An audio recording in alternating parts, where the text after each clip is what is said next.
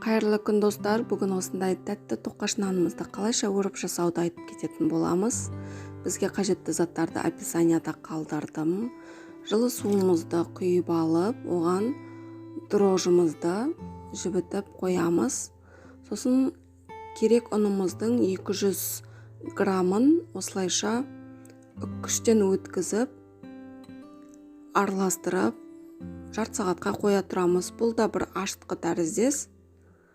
Жарты сағатта жақсылап көбіктеніп, көтеріліп тұрады.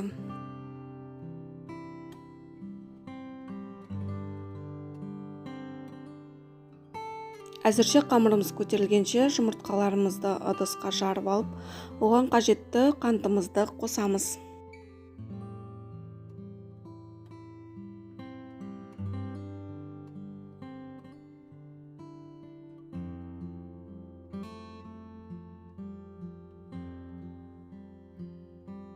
Сары майымызды салып, бір қасық осындай шай қасықпен тұзымызды саламыз.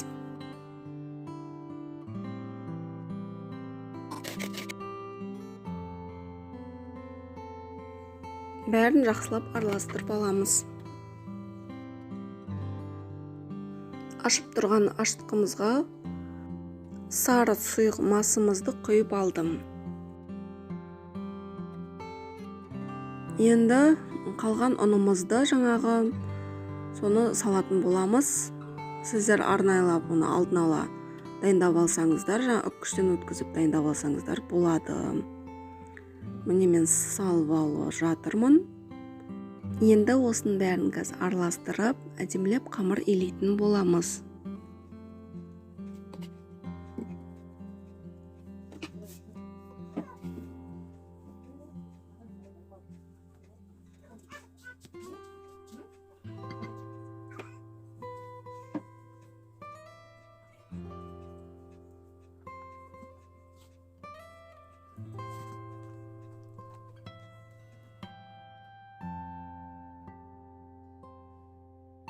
Иін қансын деп және көтерілсін деп тағы бір жарым сағатқа қоя тұрамын.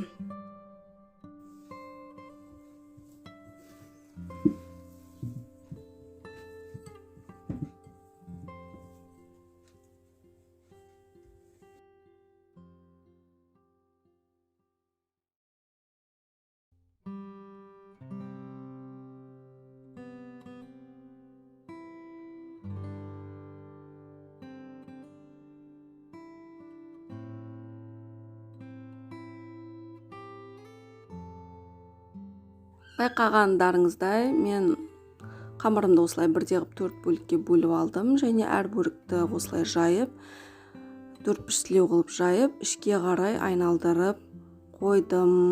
Бұл біздің бауларымызды жасауға дайындық жасап жатқаным.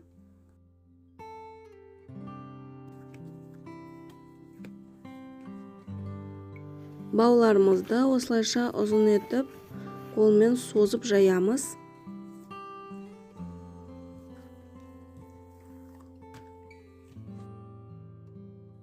Міне достар, мен ұзыннан жатқан түзеу бауларымызды астынан шығарып, жоғарға қарай шығарып, міне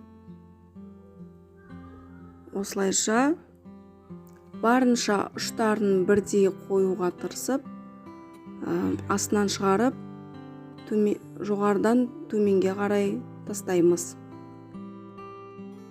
Әрі қарай сол жақ аяқ бауларды көтере отырып, оң жақтағы көлденең бауларды жоғарыдан төменге қарай тастаймыз. Сол жақтағы бауларды да оның үстіне қарай қоямыз. Ал жаңағы бірінші аяқ бауларды жоғарыға қарай қойып, оларды көлденең қылып қойып қоямыз. Осылай ары қарай жалғастыра береміз. Сол жақ аяқ бауларды көтереміз. Оң жақтағы жоғарыдағы бауларды астынан үстіне тастадым. Сол жақтағы жоғары бауларды тастадым. Осылайша ары қарай сөйтіп кете береді өріміміз.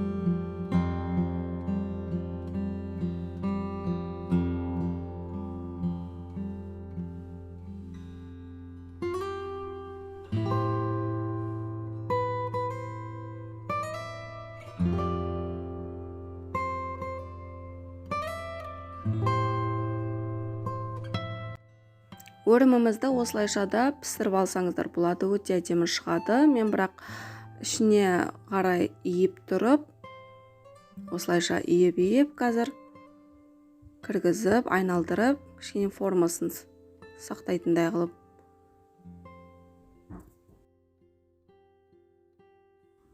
Құрметті қыз келіншектер, рецепті ұнаған болса лайк басыңыздар. Мен сіздер үшін міне ұсынғым келеді. Жоғарғы жақта көрсетіп қойдым. Дәмді керемет тоқаштар жасаудың рецептісі. Міндетті түрде өтіп көріңіздер. Сіздерге ұнайтынына кепілдік беремін. Бетін жұмыртқамен сүттің қосындысымен осылай жағуды ұмытып кетпеңіздер, әдемі болып шығады.